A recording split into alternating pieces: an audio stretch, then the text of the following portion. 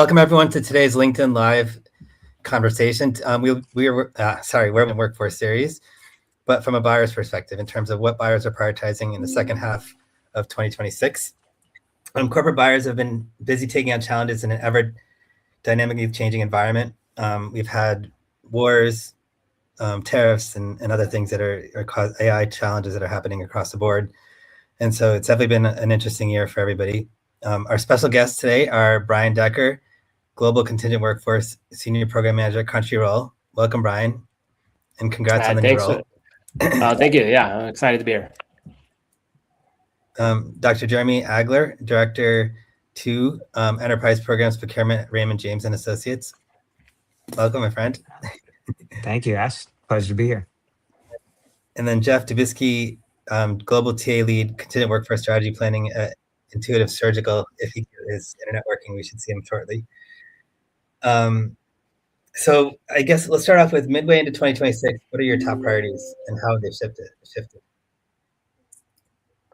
Jeremy, you want to start? Yeah, I would say our top priorities remain the same. I think we're still trying to find the best talent where we can, try to integrate AI as much as possible through the environment, but overall just staying the steady ground to keep our teams focused. I think that's the president is trying to do.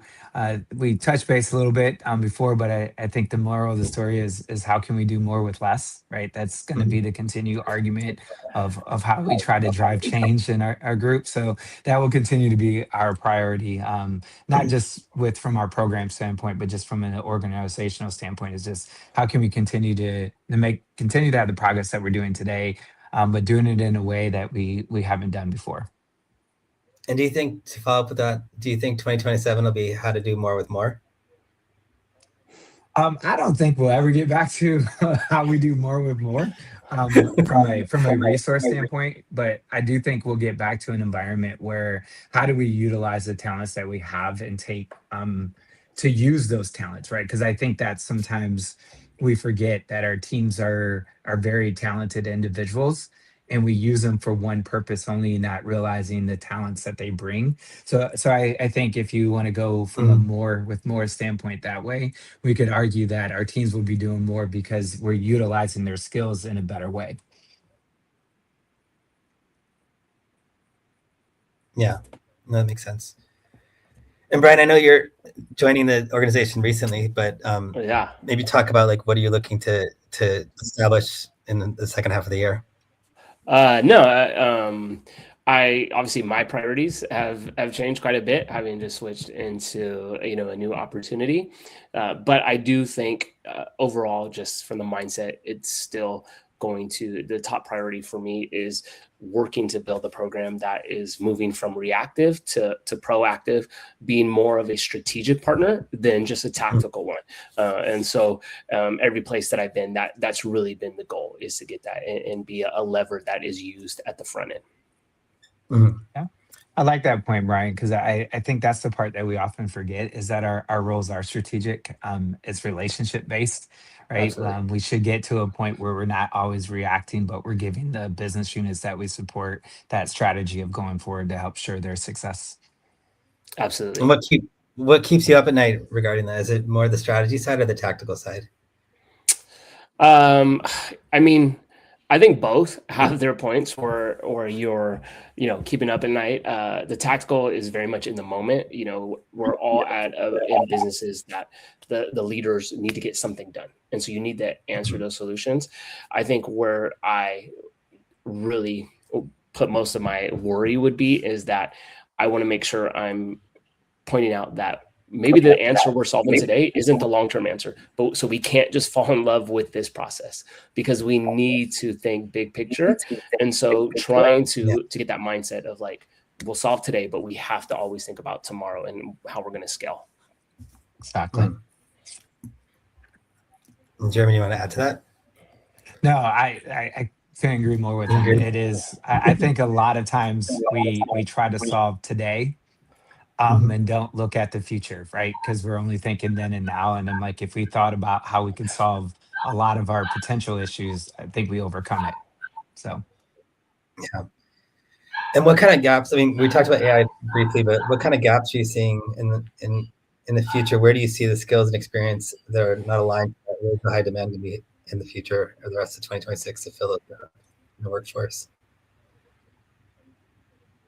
So the gaps in actual skill set that we're seeing are gaps with like AI and usage. Sorry, I think it cut out a little bit With there. skill sets. With skill sets. Yeah, you know, it's funny in that I think we're in a market where the skill is huge. Like there's a lot of very good talent that is out there because of a lot of different cuts, whatever like the market is. So I think where we have right now, the skill set is really high. Where I think it could be in the future is that some of the technology is growing so fast that I think there's going to be a gap in knowledge, and the ones that are able to fill that knowledge are the ones that are going to be in really, really good position. And so AI obviously being the biggest, everyone wants to do more with AI, but we don't have a ton of people that have 4 years experience with it. So, so I think we're in a really, weird flexion point that hopefully, as I talk to my managers, we don't want them to get too comfortable in that we're always going to be in this position where there's just this ton of talent out there, because I think I can see a gap coming. Yeah, and I still, although I agree with you, Brian, that there's the skills and the talents there. I think sometimes it's hard to find it as well. So we don't always have the resources to go out and find where that talent is, and then if that talent's not looking at our organization, sometimes we can't find them, and that creates that gap in of itself. But I do agree. There's going to be less availability of those high skilled individuals because they're going to get taken up. And so what I try to focus a lot on is how can we upskill the teams that we have? If there's a gap that we're seeing in something that we need, if we can upskill it in a way that will make our organization better or make the environment better to transition them somewhere else, that's our responsibility as well. Absolutely. I love that. Yeah. And it's also like you can't, if you don't upskill, like if you're trying to look at the market, sometimes since there's a lack of people who have those skills, you're gonna end up paying a lot more money for them because it's kind of bidding more right now with all those types of specialized talents. Welcome, Geoff. Great to be here. Thanks for the welcome back. Absolutely. Our question right now we're going through. You can't hide when you're live, right? You got to just keep going.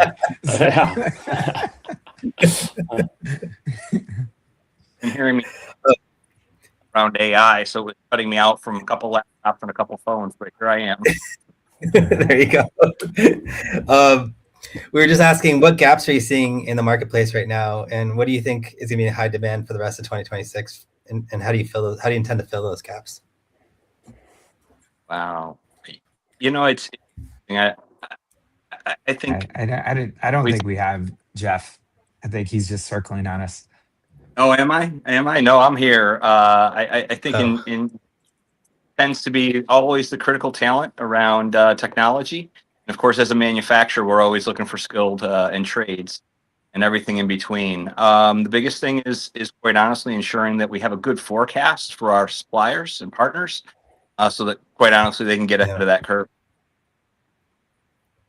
No, absolutely. Jeremy, Jeremy, how are you guys using AI in your organization? So I would say we're in the infancy elements of with AI, right? So we're using the chats, the co-pilots across the board to try to find efficiencies in the work that we do. We do have several members of our team that are more sophisticated, that understand AI a lot more, that are building the prompts and helping things. But I do think it is a push in our organization. It's a push in our environment that will continue to grow. Everyone's encouraged to learn how to use AI to identify even one little element of efficiency in their world. And I think as we build upon those and we start to share them, I think that's where our biggest opportunity is right now, is to share the knowledge that we have across the table, because we have groups that are doing some great work with using AI. We just need to share that knowledge to help increase the skills of the other individuals to create those efficiencies that we talked about.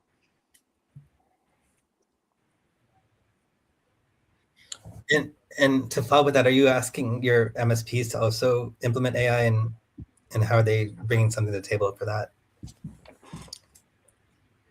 I would say the conversation is out there with our MSPs and our suppliers to say, what are you doing with AI? Try to understand how they're using that. Because that's also part of the risk element that we have to pay attention to, right? How are they using AI to select candidates, bring candidates in for us? So Yeah. those conversations are ongoing, and I think we'll continue to have those as long as AI is the talking point, right? True. Brian, do you want to add to that?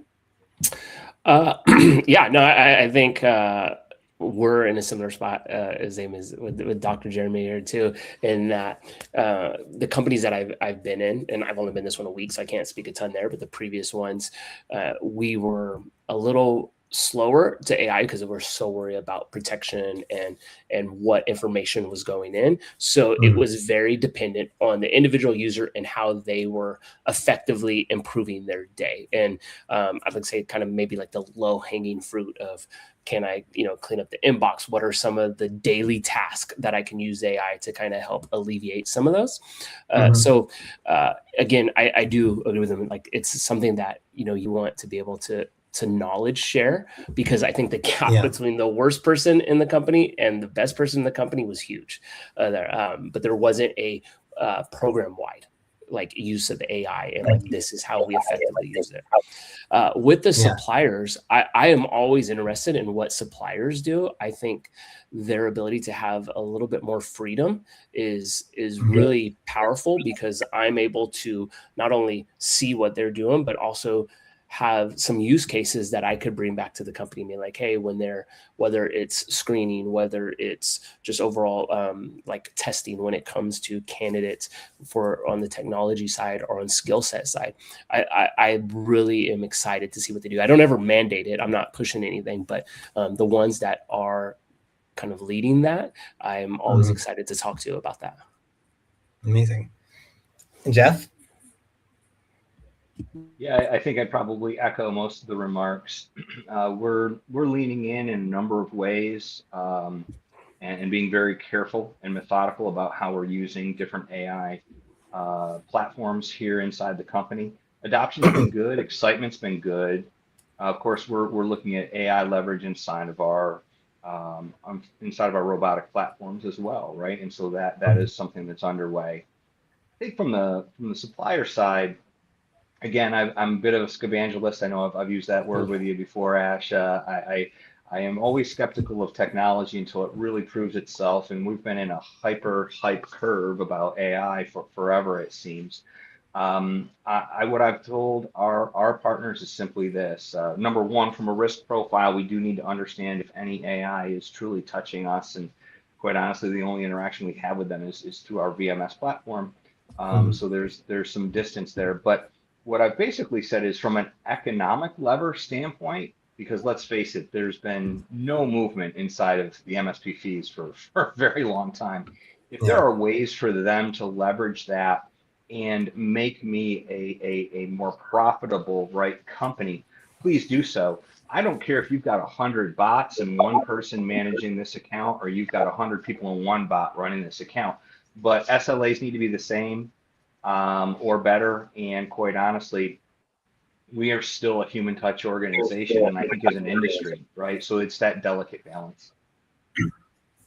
Yeah, and Geoff, it's interesting because I know like clients are kind of looking at this and saying, how do we save money here? But the reality is, like, when you first start off with new technology, you have to spend a lot of money building them up, and then you have to spend a lot of money making sure there's a risk profile that's set up properly, right? And so if you cut too early, then you end up exposing your business to things that you might not want to happen. And speaking of that, I think Jeremy and I talked about this and Brian yesterday. So we've talked about the supplier, we've talked about the vendor, the buyer and the MSP and how you're using it. But I haven't seen, like, at least just me as a vendor, I haven't seen anyone change their policy documents for the contractors. So when they come in, so for example, if I was a contractor working at your organization and I was working, and my manager said, because of AI, we need to move faster. So I want you to create this presentation really quickly about the new technology you're building in robotics. So I go out on ChatGPT, my personal ChatGPT license, and put all my data and I'll put all your data out there to create this report really quickly. And now your corporate data is sitting out on the internet. So is there policies that have been put into place saying that contractors can't use their personal AI licenses, and that has to be done internally?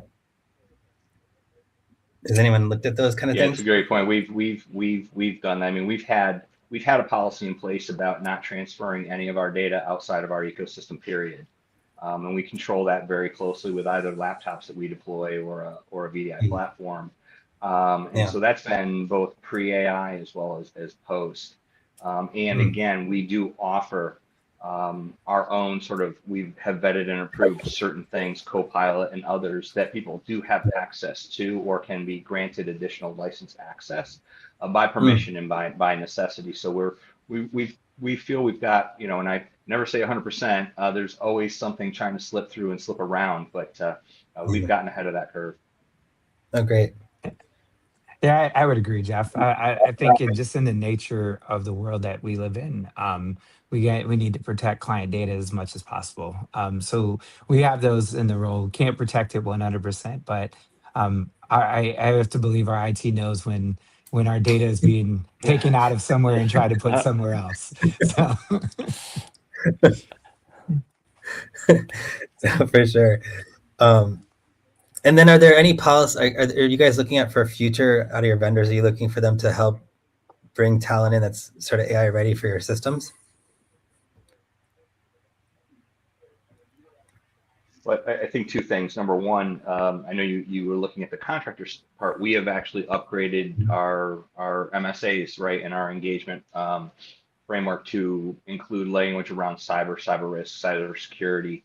I can't tell you the number of times in any given month I deal with our IT risk team. So we have a vetting protocol that we go through now, and annual audits and annual recertifications. So its compliance has just been very, very heavy the past 12, 18 months. But what we've started to do is when we have refreshed, we've sent out addendums or net new contracts. We have all that language in there.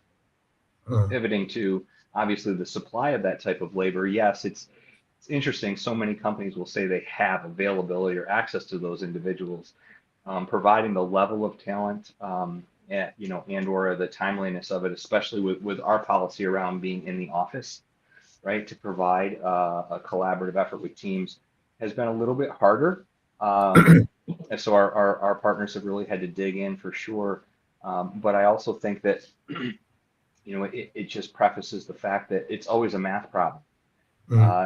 Every time there's a new platform or something new that's launched, there's only X number of people that know that. And when you're looking for the people that have, the most experience on that platform, it's finite. And yet we have hundreds, if not thousands of companies competing for that finite number. So I think we have to think a little differently about what are the 1 or 2 degrees of separation that we can transfer skills, upgrade skills, bring maybe one person in and allow them to train people for a period of time. We have to think differently about those finite numbers.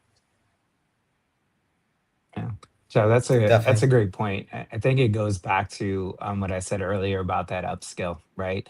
As our highly skilled and talented folks are less and less, the more we can build up the team that we have today, utilizing 1 or 2 of those experts that we can get.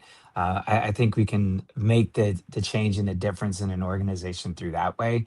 We have talented individuals that work for us. We just need to give them the skills and training to make them better. Yeah, and it helps with retention too, because you're investing in them, right?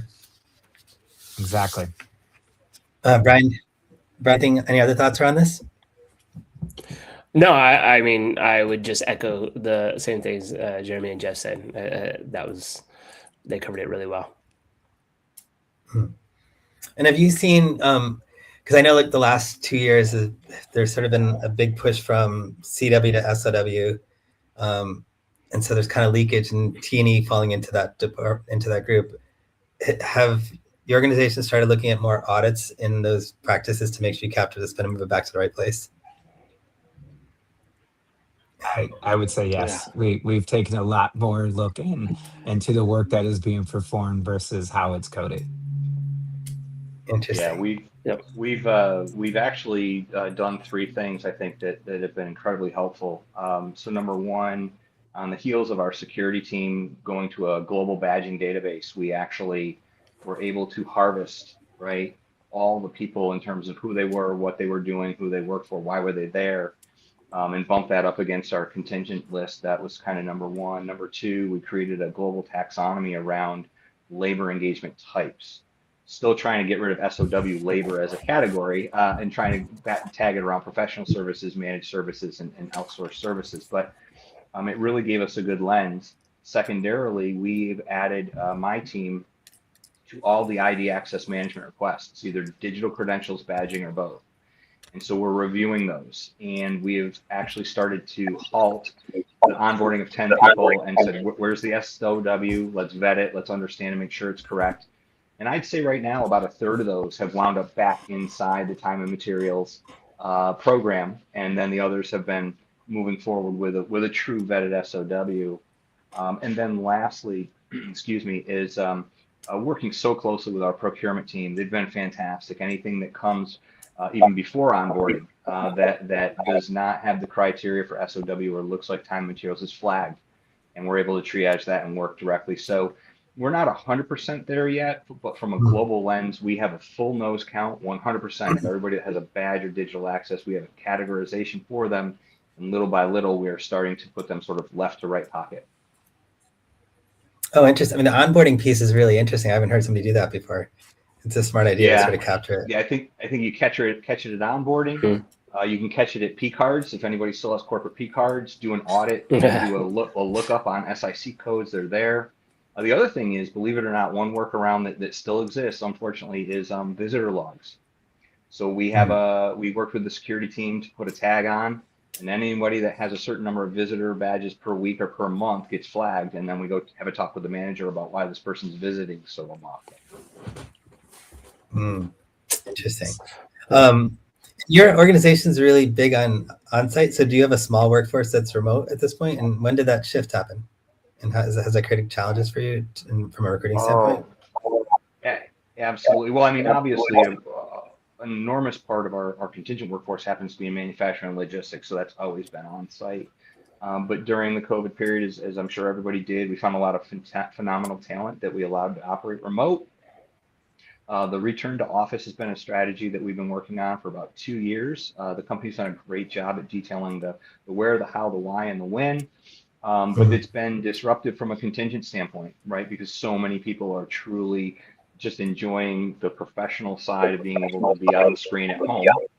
And how do we do that? So we've had some longer lead time in some of our critical talent categories.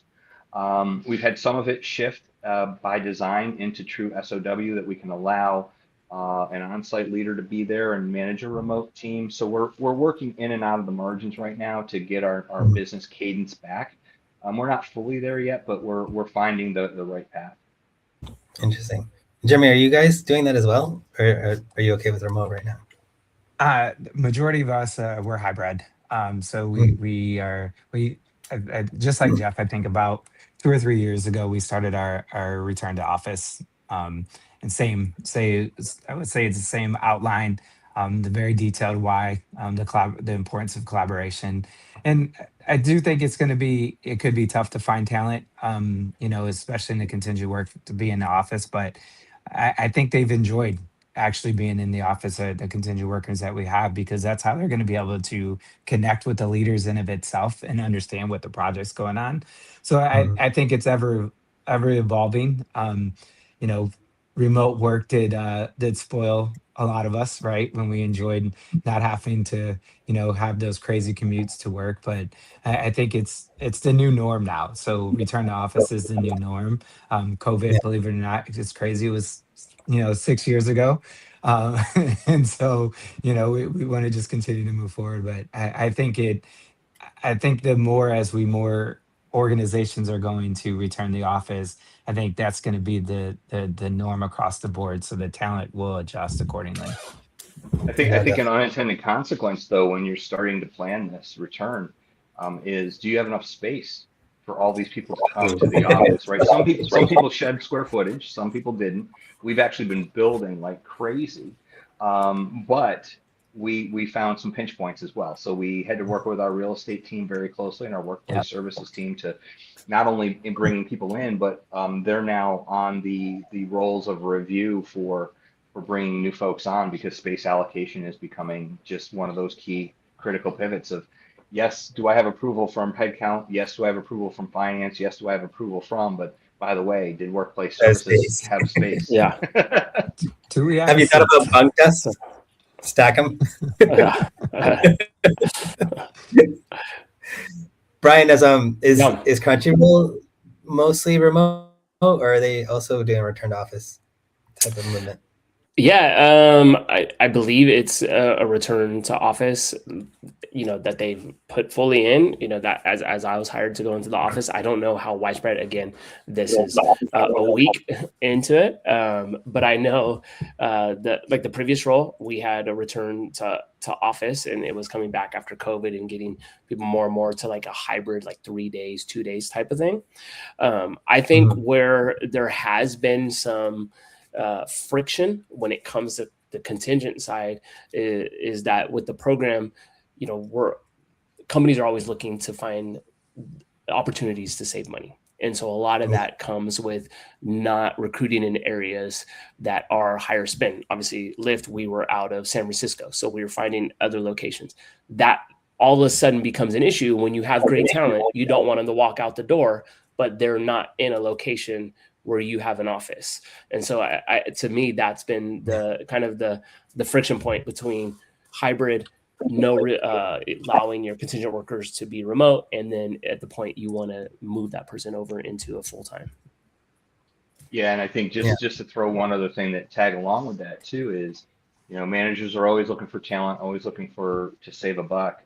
And they take calls or they make calls, which we wish they wouldn't. Yep. But, next thing you know, you get a call and you say, hey, I'd like to place, I found a company in Uruguay and I'm going to bring on 3 people. And it's like, hold on a second.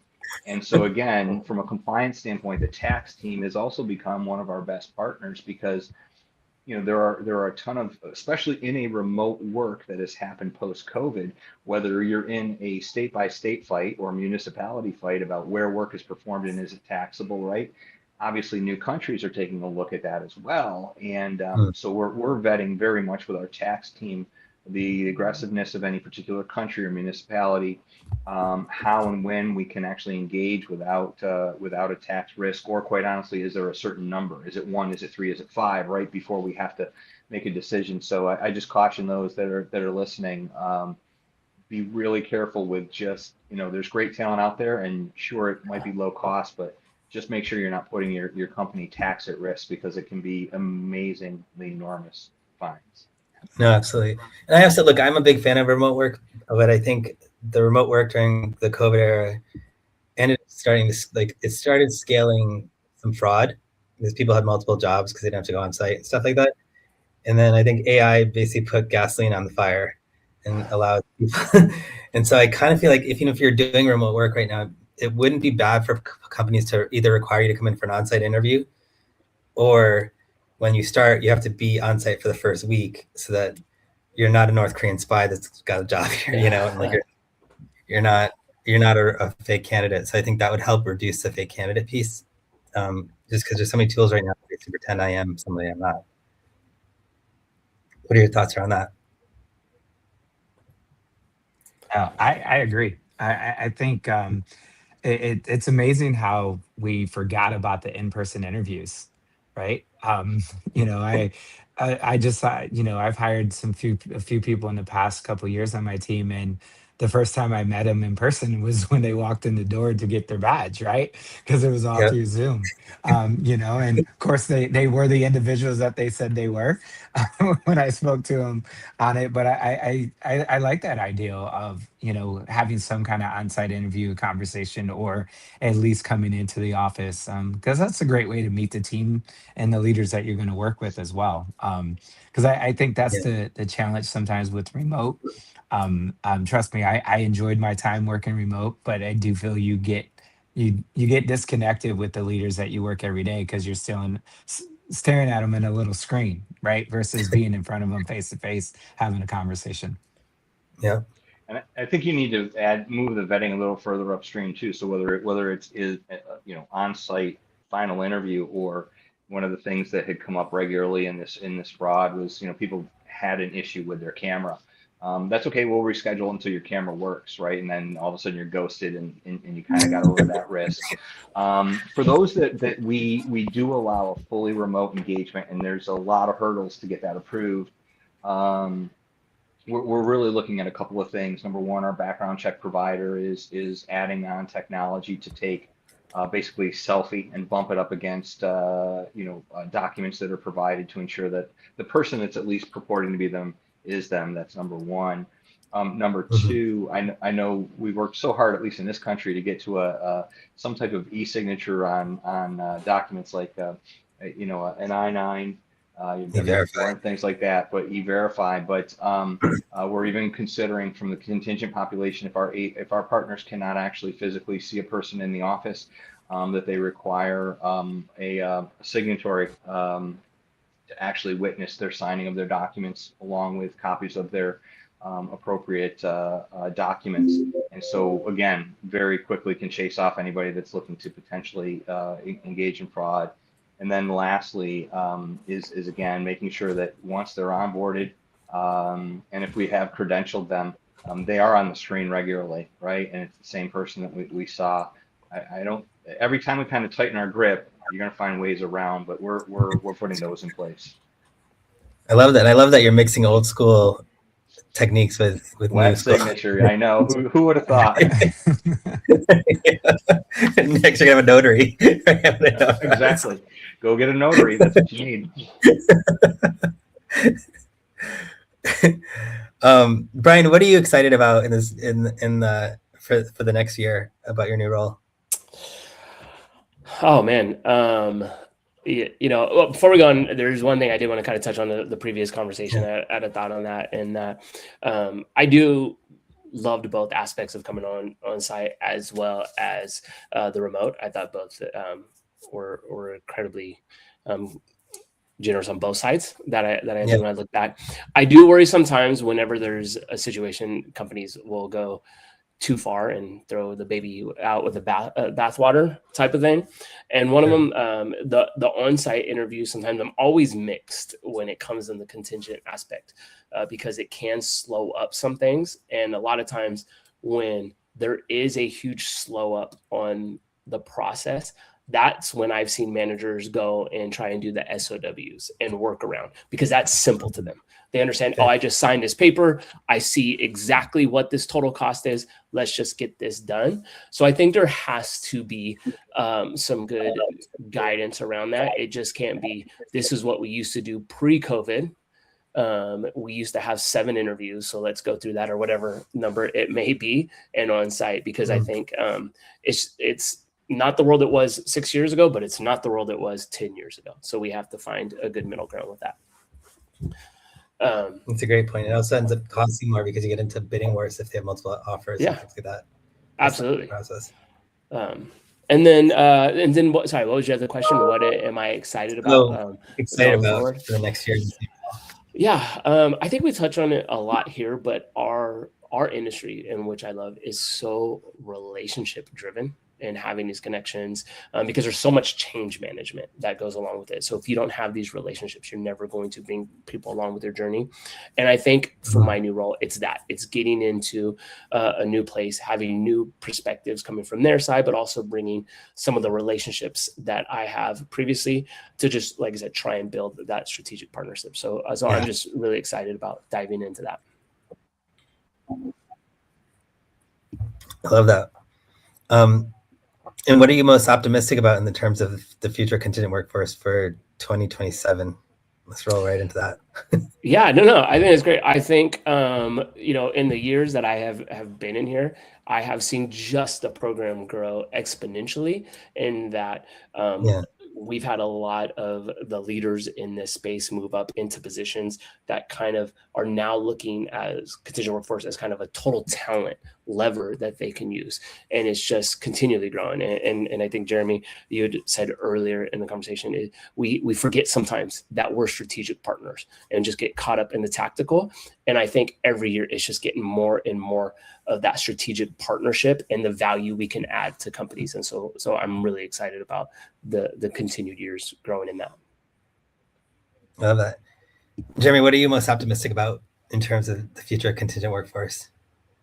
Well, I mean, echo what we've talked about most of the time. Is really, it is the relationship aspect. I think there's, I'm new to this contingent workforce environment. It's rolling into me for about, I think, 6-7 months now. I started last year as the initial conversation, but the teams moved to me earlier this year.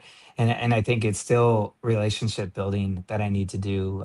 Optimistic about being out in the environment, understanding what our suppliers are doing, how we can help them become better, right? I think that is an obligation of my role in my team, is not just to help our strategic partners inside the firm, but also to help our suppliers, help them understand what we're going to be looking at in my organization, what the manager is going to be asking for, whether it's service, the delivery, right? How they're sourcing candidates. All those elements are vital. And I think that's what creates that optimism, is we have so much inside knowledge that we can help build suppliers up and build our partners up so they understand what they're looking for, and then we can align them the best way to get the right talent to do the work that needs to get done. I love that. And Geoff, your thoughts would close out with you. Sure. So excited about an awful lot of things, I think, as Brian and Jeremy have already alluded to. Workforce planning. So we're building that muscle in, and I think that that's where we really start to show our value in terms of the analytics of our extended and total workforce. Right? What is it that's bringing all of our goods and services to market, and that lens? And part of those discussions, especially in our annual budgeting and our 3 and 8 year forecast, is getting ourselves inserted for that to really become more of a solutions desk, right? So I don't think managers should think differently about what channel they go to for statement of work engagements, independent contractors, contingent, whatever it is. I'd like to be seen more as the solution desk of, if it's talent and it's not an employee, start here. We might not be the solution, but we can be the traffic guidance, right? The navigator to get you the smoothest route possible. Let's tell you about all the compliance hurdles. Let's prepare you and set those expectations so that you don't have an I gotcha on a Thursday when you think you've got 5 resources starting on Monday, right? That went through a different channel, and all of a sudden you get blocked out because, right, the transparency across all of the items aren't there. So that's really the height of where we want to get our Gen 3 program, and I think that's where we'll start to really see it make a difference next year. Okay, great. I love it. Thank you all. This is such a great session today. Are you all coming to CWS? That's the plan. Yep. Absolutely. Already trying to catch my wind and get rested. Right. I love it. Well, make sure you attend our dinners on Tuesday. Looking forward to catching up in person. I do as well. I agree. Yep. All right, great seeing you. Thank you so much. Thank you. Thanks, everyone.